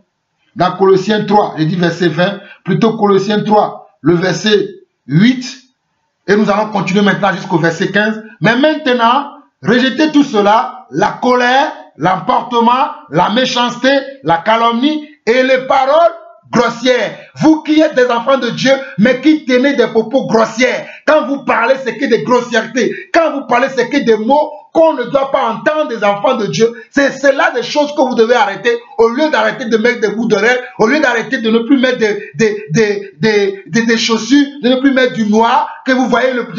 C'est sûr d'arrêter ça. Nous continuons. Verset 9. Ne vous mentez pas les uns aux autres, car vous êtes dépouillés de votre vieille nature et ses habitudes. Et vous vous êtes revêtus de la nouvelle nature qui est continuellement renouvelée d'une connaissance toujours plus grande et toujours plus proche de l'image de son Créateur. La nouvelle nature ne fait pas de distinction entre le païen et le juif, entre le circoncis et l'incirconcis, pour qu'il n'y ait plus d'étrangers, de sauvages, d'esclaves, d'hommes libres. Au contraire, le Messie est en tout et tous en tous. C'est pourquoi, dans Louis II, il dit, verset 9 au verset 11, il dit, mais maintenant, renoncez à toutes ces choses, à la colère, à l'animosité, à la méchanceté, à la calomnie, aux paroles équivoques qui pourraient sortir de votre bouche. Ne mentez pas les uns aux autres, vous étant dépouillés du vieil homme et de ses œuvres. Et ayant revêtu l'homme nouvel qui se renouvelle dans la connaissance, selon l'image de celui qui l'a créé. Il n'y a ici ni grec, ni juif, ni circoncis, ni incirconcis, ni barbare, ni scythe, ni esclave, ni libre, mais Christ est en tout et en tous. Ainsi donc, comme les élus de Dieu, saints et bien-aimés, revêtez-vous de sentiments, de compassion, de bonté, d'humilité, de douceur, de patience, supportez-vous les uns les autres, et si l'un a sujet de se plaindre de l'autre, pardonnez-vous réciproquement, de même que Christ vous a pardonné, pardonnez-vous aussi. Mais par-dessus toutes ces choses, revêtez-vous de l'amour qui est le lien de la perfection. Et que la paix de Christ à laquelle vous avez été appelés pour former un seul corps règne dans vos cœurs et soyez reconnaissants. Voilà la vérité. Voici les choses que nous devons pratiquer. Voilà pourquoi il est dit dans Romains 8, le verset 1. Romains 8, le verset 1. Il est dit quoi? Romains 8, le verset 1. Il dit ceci. Romains 8, allons-y très rapidement. Romains 8, verset 1. Il dit, il n'y a plus de condamnation pour ceux qui sont en Jésus-Christ. Il n'y a plus de condamnation pour ceux qui sont en Jésus-Christ. Si je lis dans la Bible juive complète, Romains 8, verset 1, il dit quoi? Je vais le lire rapidement et je vais vous expliquer cela afin que vous compreniez la vraie pensée du Seigneur et que vous fuyez ces choses qu'on vous dit dans le monde. Il n'y a donc plus de condamnation pour ceux qui sont en union avec le Messie Yeshua. Il n'y a donc plus de condamnation pour ceux qui sont en union avec le Messie Yeshua. Dans la version Louis II, on nous dit il n'y a donc plus maintenant aucune condamnation pour ceux qui sont en Jésus-Christ. Qu'est-ce que cela veut dire? Les gens ne comprennent pas ce passage. Il n'y a plus de condamnation pour ceux qui sont en Jésus-Christ. Il n'y a plus de condamnation.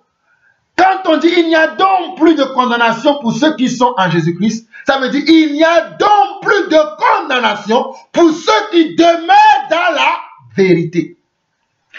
Parce que Jésus-Christ, c'est la vérité. Donc il n'y a donc plus de condamnation pour ceux qui sont en union avec le Messie Yeshua. Si le Messie Yeshua, c'est la vérité, donc ceux qui demeurent dans la vérité, il n'y a plus de condamnation pour eux. Ceux qui demeurent dans la vérité, il n'y a plus aucune condamnation pour eux. Mais si vous ne demeuriez pas dans la vérité, vous serez condamnés.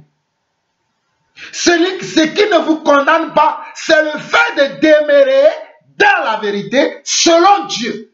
Pas la vérité selon les hommes, pas la vérité selon les anges, pas la vérité selon les démons, mais selon Dieu, selon Yeshua, selon la parole de la vérité que nous prêchons. Si cela n'est pas clair pour vous, allons dans Jean 1 rapidement, dans 1 Jean plutôt, 1 Jean chapitre 1, 1 Jean, on va lire tout le livre de 1 Jean rapidement, tout le livre de 1 Jean, écoutez, 1 Jean, je vais ouvrir aussi la version Louis II, très rapidement. Oh, je te bénis le Seigneur, mon Dieu, mon roi, pour cet enseignement qui fait du bien aux enfants de Dieu. 1 Jean, chapitre 1, dit ceci. La parole, oh, alléluia, alléluia, alléluia. Eh, Sharabo, Irabo Sandarakeria, Ikeremo Rosende, Rikamanda Ramaobra, Isende Rekeria. Oh, gloire à toi, Seigneur, la parole. Gloire à toi, Seigneur. Alléluia. La parole qui donne la vie, écoutez, la parole ne donne pas la mort, il donne la vie. Voilà pourquoi Romains 8, verset 1 dit, il n'y a plus de condamnation pour ceux qui sont en Christ, c'est-à-dire pour ceux qui sont dans la parole, pour ceux qui demeurent dans la vérité. Regardez 1 Jean, chapitre 1. La parole qui donne la vie, elle existait dès le commencement. Nous l'avons entendue. Nous l'avons vu de nos propres yeux, nous l'avons contemplé, nous l'avons touché avec nos mains. La vie est apparue et nous l'avons vue. C'est lui, la parole qui est la vie. Alléluia. C'est lui, la parole qui est la vie. Elle est apparue et nous l'avons vue. Nous lui rendons témoignage et nous vous l'annonçons, c'est la vie éternelle. Alléluia. Nous lui rendons témoignage. Et c'est la vie éternelle. Il continue. Elle était avec le Père. Et elle nous est apparue. Elle nous est apparue. Ici, c'est le témoin oculaire Jean qui parle. Qui me rend moi aussi, Jean-Paul Lawson, témoin oculaire aujourd'hui. Parce que je reçois et j'affirme que ce que Jean dit, c'est ça qui est la vérité. Donc je deviens automatiquement un témoin de la vérité. Je continue. Ce que nous avons vu et entendu, nous vous le proclamons, verset 3, afin que vous soyez vous aussi en communion avec nous. Regardez le verset 3. Ce que nous avons vu et entendu, nous vous le proclamons, afin que vous soyez vous aussi en communion avec nous. Afin que nous soyons continuellement, vous et nous, en communion. Cette communion, nous l'avons avec le Père et avec son Fils, Yeshua, le Messie. Alléluia. Nous écrivons ceci afin que notre joie soit complète. Voici donc le message que nous avons entendu de lui et que nous vous annonçons. Dieu est lumière et en lui, il n'y a aucune obscurité. Dieu est lumière et en lui, il n'y a aucune obscurité. Si nous prétendons, verset 6 de 1 Jean, des épîtres de Jean, 1 Jean, chapitre 1, le verset 6, si nous prétendons être en communion avec lui, alors que nous marchions dans l'obscurité, nous mentons et nous ne vivons pas selon la vérité. Voilà pourquoi j'ai dit que Romains 8, verset 1, qui dit il n'y a donc plus de condamnation pour ceux qui sont en Jésus-Christ, veut dire il n'y a donc plus de condamnation pour ceux qui vivent ou bien pour ceux qui sont dans la vérité. Il n'y a aucune condamnation pour ceux qui sont dans la vérité. Je continue. Mais, verset 7 de 1 Jean dit, mais si nous marchons dans la lumière, comme il est lui-même dans la lumière, alors nous sommes en communion les uns avec les autres, et le sang de son Fils, Yeshua, nous purifie de toutes nos mauvaises actions. Regardez, je lis encore le verset 7. Mais si nous marchons dans la lumière, si nous marchons dans la lumière, comme il est lui-même dans la lumière, alors nous sommes en communion les uns avec les autres, et le sang de son Fils Yeshua nous purifie de toutes nos mauvaises actions.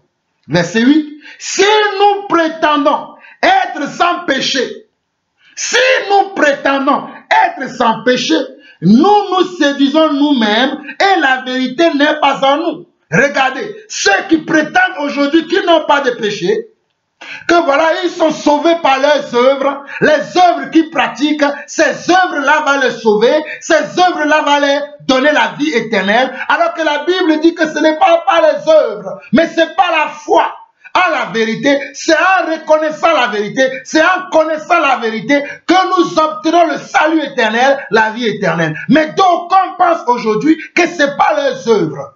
Et d'aucuns se disent que non, moi je ne fais pas du mal, moi je ne trompe personne, moi je ne triche pas, moi je ne vole pas, donc je serai justifié. Non. Romains 3, le verset 8 au verset 11. Il n'y a même pas un seul juste. Tous ont péché et sont privés de la gloire de Dieu. Tous ne connaissent pas Dieu, tous ne cherchent même pas Dieu.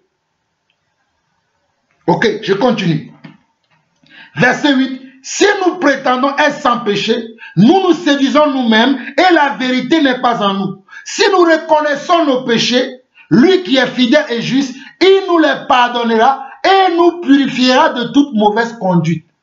Le problème, c'est la reconnaissance de nos défauts, de nos imperfections, de nos péchés, de nos impuretés. Et là, le problème, c'est que les enfants de Dieu ne veulent pas reconnaître leurs imperfections, ne veulent pas reconnaître leurs défauts, ne veulent pas reconnaître leurs péchés. Tu vois un frère ou tu vois une sœur dans une attitude de péché, dans un comportement de péché, d'impureté, d'immoralité. Tu l'interpelles, la sœur refuse. Cette personne-là, il y a une condamnation pour elle. Cette dernière-là, il y a une condamnation pour elle. Celui qui ne veut pas reconnaître, tu as péché. Je ne dis pas que je suis saint. Il m'arrive de pécher. Mais si un frère, une sœur me montre que frère, ça c'est un péché, je ne vais pas le nier. Je ne vais pas torser le dos, je ne vais pas dire arrête, je suis quand même le serviteur Jean-Paul. Comment oses-tu me dire que j'ai péché? Je ne dis pas que quelqu'un vienne me tordre le sang des Écritures pour m'amener à le suivre. Je ne parle pas de ça. Mais que vous voyez vraiment un péché flagrant, un comportement flagrant de péché, d'impureté, comme on a vu dans toutes les choses qui sont les œuvres de la chair en moi, et que je ne veux pas reconnaître, il y a une condamnation pour moi. Voilà pourquoi ici au verset 10, il dit, si nous prétendons ne pas avoir péché, nous faisons de lui un menteur et sa parole n'est pas en nous.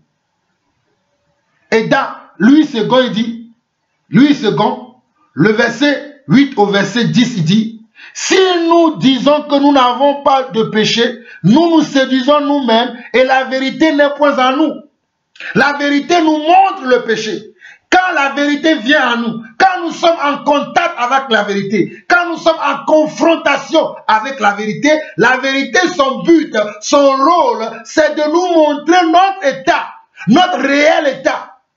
La vérité est censée nous montrer notre état. Mais le problème, c'est que quand la vérité va se manifester, beaucoup d'entre nous, nous la rejetons, nous la refusons. Nous disons non. Combien de fois je n'ai pas montré la vérité à des frères? Mais les frères ont refusé au Rabosa. Combien de fois je n'ai pas montré la vérité à des sœurs? Mais des sœurs ont refusé. Combien de fois je n'ai pas montré la vérité? Les gens ont refusé. verset 9 au verset 10, si nous confessons nos péchés, on te montre par la vérité les défauts, l'erreur. Hein? On peut appeler ça le trou que tu as à l'intérieur de toi, l'ouverture tu refuses. Mais on ne peut rien faire pour toi. On ne peut rien faire. Ce qui va faire que tu vas recevoir la paix, la vie éternelle, c'est le verset 9 au verset 10. Si nous confessons nos péchés, il est fidèle et juste pour nous les pardonner et nous purifier de toute iniquité. Et si nous disons que nous n'avons pas de péché, nous le faisons menteur et sa parole n'est point en nous. Ah, vous ne comprenez pas encore. 1 Jean chapitre 5, allons-y rapidement. 1 Jean chapitre 5, 1 Jean chapitre 5, le verset 18. 1 Jean chapitre 5, le verset 18. Allons lire ça rapidement. 1 Jean chapitre 5, le verset 18 dit ceci. Nous savons que quiconque a Dieu pour Père, regardez, nous savons que quiconque a Dieu pour Père ne continue pas à pécher, mais le Fils, né de Dieu, le protège et le malin ne peut le toucher. Regardez, la première phrase dit, nous savons que quiconque a Dieu pour Père ne continue pas à pécher. Tu as pour Père Dieu. Dieu envoie un frère te dire, mon frère, ma soeur, ceci que tu es en train de faire, selon les Écritures, il te montre, il t'explique, c'est un péché. C'est une immoralité. C'est contraire à la voix de Dieu. C'est contraire à la bienséance. C'est contraire à l'ordre de Dieu. C'est contraire à la volonté de Dieu. Tu dis non, mon frère, ce n'est pas ça. Moi, je préfère suivre ça. C'est ça qui te fait comment? Qui te fait pécheur. C'est ça qui te fait demeurer dans ton péché sans avoir comment? Le pardon de Dieu. 1 Jean 5, verset 18. Nous savons que quiconque a Dieu pour Père ne continue pas à pécher, mais le Fils né de Dieu le protège et le malin ne peut le toucher. Allons lire également 1 Jean chapitre 3, 1 Jean chapitre 3, le verset 7 au verset 13, très rapidement. 1 Jean chapitre 3, le verset 7 au verset 13. Regardez encore. 1 Jean chapitre 3, le verset 7 au verset 13. On n'a pas le temps, on doit lire beaucoup plus de passages, mais on va lire le verset 7 au verset 13. Mes enfants, que personne ne vous trompe. Regardez, mes enfants, que personne ne vous trompe. Ah, dans Louis II, on nous dit, petits enfants, que personne ne vous séduise. Dans Louis II, petits enfants, que personne ne vous séduise. Celui qui pratique la justice est juste, comme lui-même est juste. Dans la version juive complète, on nous dit, mes enfants, que personne ne vous trompe, celui qui continue à pratiquer la justice est juste comme Dieu lui-même est juste. Mais celui qui continue à pécher est de l'adversaire. Celui qui continue dans le péché, celui qui a une vie de péché, celui qui a une vie dans le péché, celui qui marche dans le péché, celui qui parle par le péché, celui qui passe par le péché, il ne veut pas se repentir, il ne veut pas se détourner. Tu lui montres pas A, B, C jusqu'à Z que ça là, c'est un péché. Mais il continue à te dire, frère, laisse-moi. Pourquoi tu veux continuer à marcher avec ce genre de personnes? Mes frères et sœurs, il y a des gens avec qui je ne marcherai plus jamais dans ma vie. Parce que nous n'avons pas le même esprit. C'est-à-dire, nous n'avons pas la même parole. C'est la parole. Nous n'avons pas la même parole. Il y a des gens, je ne marcherai plus jamais avec eux, à moins qu'ils reviennent à la parole. S'ils ne reviennent pas à la parole, vous ne me verrez plus jamais avec certains genres de personnes. Car moi, je veux suivre la parole. On te montre, tu dis non, non, ce n'est pas ça. Un jour, je discutais avec des frères qui disent que non, tous les chrétiens doivent guérir les gens. J'ai dit, mes frères, vous vous trompez. La guérison est une œuvre de Dieu. Si Dieu ne veut pas la guérison, tu peux imposer les mains à tout le monde. Les gens ne seront pas guéris. Ils ont commencé à écouter un enseignement d'un faux pasteur de quelqu'un qui les trompe, que non, et qui enseigne la guérison. J'ai dit, les apôtres n'ont jamais enseigné la guérison. Parce que la guérison est une œuvre de Dieu. Et c'est Dieu qui décide quand il veut guérir quelqu'un. Ce n'est pas les hommes qui font ça. Les frères là m'ont soutenu, non. Et il est écrit dans Marc 16, le verset 17, qu'ils imposeront les mains aux malades et les malades seront guéris. Mais je dis, mais ce qui est écrit là, vous ne comprenez pas. C'est que l'esprit te poussera qu'à tel moment donné, va imposer les mains à tel malade. Ce n'est pas que bon, si l'esprit ne te pousse pas, si ce n'est pas Dieu qui est derrière toi, toi-même tu te lèves, tu veux faire, il n'y aura rien. Les frères là ont continué à me dire, oui c'est ça. Je me suis dit, je suis avec les gens qui ne comprennent pas les Écritures. Je perds mon temps. J'ai plein d'exemples à donner, mais je vais avancer rapidement. On nous dit au verset 9. Au verset 7. Mes petits enfants, que personne ne vous trompe. Celui qui continue à pratiquer la justice est juste, comme Dieu lui-même est juste. Mais celui qui continue à pécher est de l'adversaire. Parce que l'adversaire est pécheur depuis le commencement. C'est pour cette raison que le Fils de Dieu est apparu pour détruire les œuvres de l'adversaire. Regardez, c'est pour l'adversaire que le Fils de Dieu est apparu pour détruire les œuvres de l'adversaire. Donc toi et moi, notre rôle, c'est de détruire les œuvres de l'adversaire. Ce n'est pas de les aimer, ce n'est pas de les prendre pour nous, ce n'est pas de ce n'est pas de les louer, ce n'est pas de les glorifier, ce n'est pas de les mettre en avant, mais c'est plutôt de les refuser. Voilà pourquoi dans Éphésiens chapitre 5, on nous dit comment ne participez pas aux œuvres infructueuses des ténèbres, mais plutôt condamnez-les. Mais je vois les enfants de Dieu aujourd'hui approuver les œuvres des ténèbres. Mais de quel esprit vous avez? Vous n'avez pas l'esprit de vérité. L'esprit de vérité condamne les œuvres des ténèbres. L'esprit de vérité condamne les œuvres des ténèbres. Il ne les loue pas, il ne les glorifie pas, il ne fait pas la propagande des œuvres des ténèbres. J'ai un frère, il m'envoie toujours des messages. Oui, tel a reçu tel message, tel a reçu tel. Et je n'écoute pas tes messages, frère. Moi, j'écoute la vérité. Oh, tel a dit ceci, tel ministère. Moi, j'ai la vérité. Je parle par la vérité, je bois la vérité, je mange la vérité, je dors avec la vérité, je me lève avec la vérité. Je continue. Verset 9. Celui qui a Dieu comme Père ne continue pas à pécher, car la semence, regardez, car la semence plantée par Dieu demeure en lui. Oh, j'aime le verset 9 de 1 Jean 3. Celui qui a Dieu comme Père ne continue pas à pécher, car la semence plantée par Dieu demeure en lui. Ainsi, il ne peut plus continuer à pécher, puisque Dieu est son Père. Puisque la vérité est son Père, il ne peut plus continuer à pécher. Si tu lui montres son péché, il va le reconnaître, il va demander pardon, frère. Ah, ça c'est la vérité.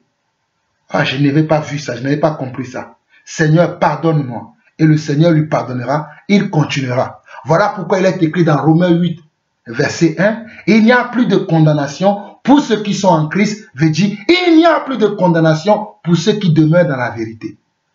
Mais si tel n'est pas le cas, si tu ne demeures pas dans la vérité te montre ton état, mais toi tu persistes dans ton ignorance, dans ton comportement, dans ton bassesse, tu continues, tu mourras et tu mourras certainement et tu mourras la seconde mort. Tu peux bel et bien chanter, je ne mourrai pas la seconde mort, ma vie est cachée en Jésus. Si ta vie est cachée véritablement en Jésus, on te montre ton état, la parole de vérité que nous prêchons là. La parole va te montrer ton état.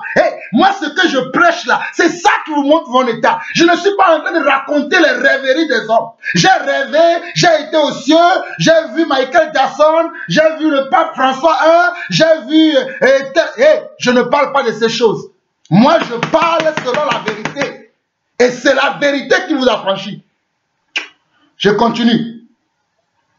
Verset 9. Celui qui a Dieu comme Père ne continue pas à pécher, car la semence plantée par Dieu demeure en lui. Ainsi, il ne peut plus continuer à pécher, puisque Dieu est son Père.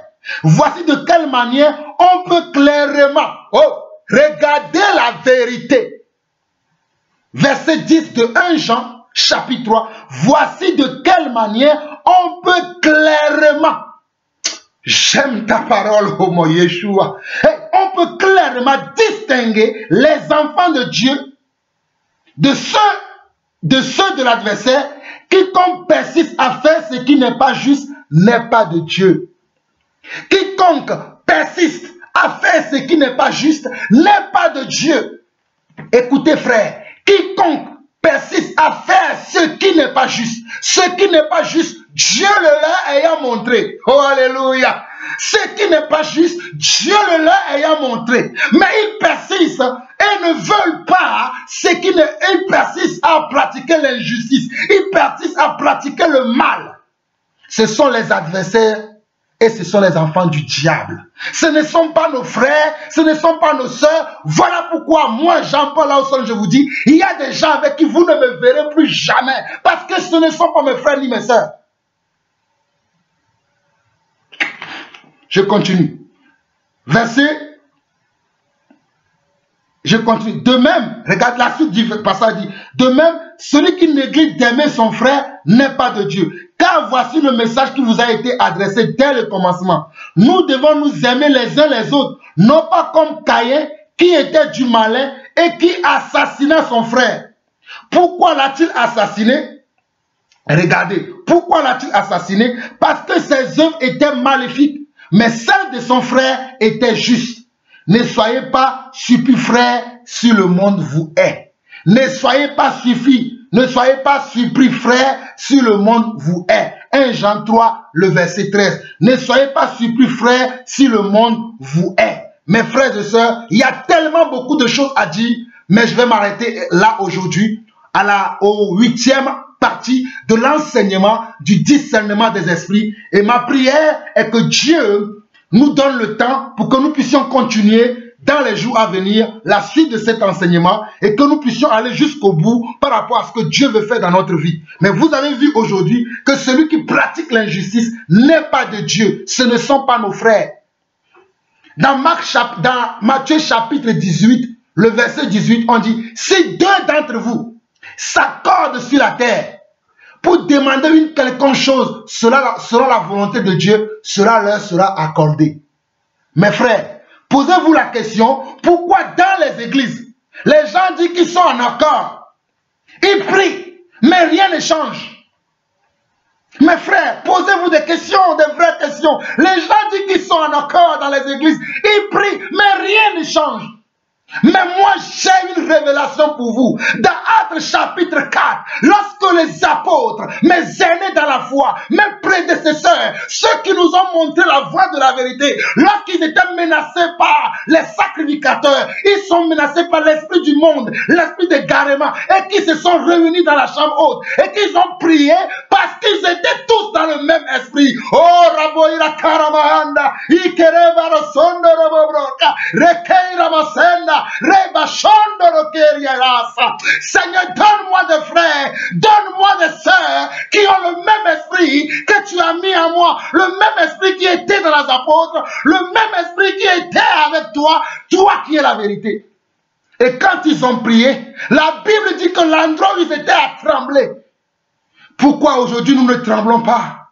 Parce que nous n'avons pas le même esprit. Tu peux prier avec les gens toute l'année.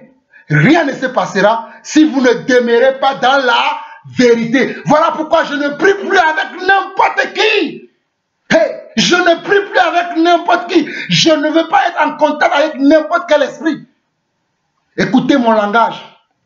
Si je veux que la volonté de Dieu s'accomplisse, je vais prier avec les gens qui ont le même esprit. Mais si je ne trouve pas les gens qui ont la même volonté, je prierai tout seul.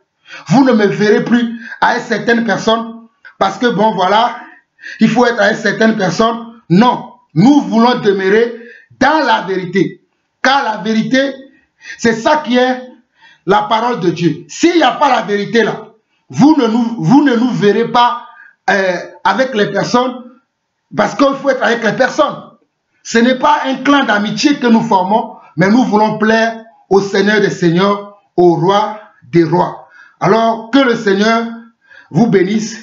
Nous allons nous arrêter là pour aujourd'hui. Nous continuerons la prochaine fois selon que Dieu nous donnera l'occasion. Soyez bénis. Sharabosa. Karababasunda. Ikarabrasha. Brasanda rabababashi karababasaka. Ibrosunda ramasharia. Arabosa. Ikaria sanda rabosha. Koria sanda rabosha. Karia bababasara babasha. Ikarababasa rabosha.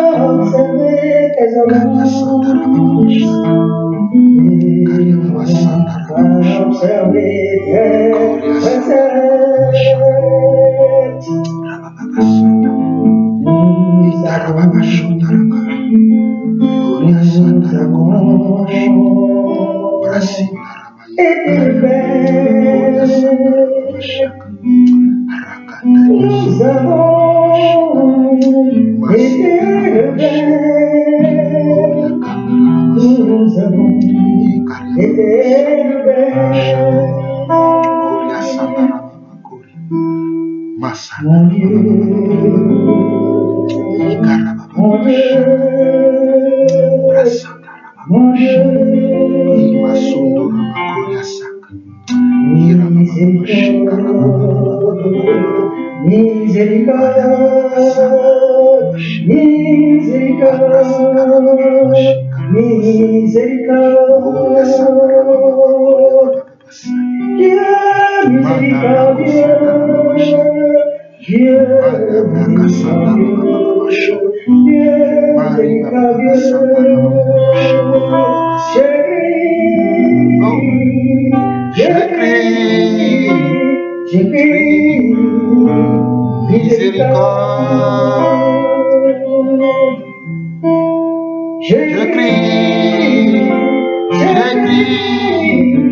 Je crie miséricorde. Dieu miséricordieux. Dieu miséricordieux. Alléluia. Tu es le Dieu de miséricorde. Accorde, Seigneur Dieu, ta miséricorde. Oh, papa, tes compassions vers ton peuple, papa. Aie pitié de ton peuple, Seigneur mon Dieu. Oh, efface nos transgressions. Efface nos iniquités. Pardonne-nous, Père Saint. Dieu de lumière, Dieu de grâce. Pardonne-nous, oh bon Seigneur. Oh, papa, pardonne-nous. Toi qui es le Dieu de grâce. Toi qui es le Dieu de paix. Toi qui pardonnes les iniquités des pères jusqu'à la 4e génération. Nous t'en supplions, papa. Nous t'en supplions, Seigneur. Nous avons péché contre toi. Nous avons péché contre toi. Nous t'avons oublié. Nous t'avons effacé de nos vies. Mais Seigneur, nous reconnaissons. Je reconnais mon mal. Je reconnais mon incapacité. Pardonne, Seigneur. Pardonne, Seigneur. Aie pitié, papa. Oh, aie pitié. Aie pitié. Aie pitié. Au nom de Jésus-Christ. Shalom, shalom, shalom.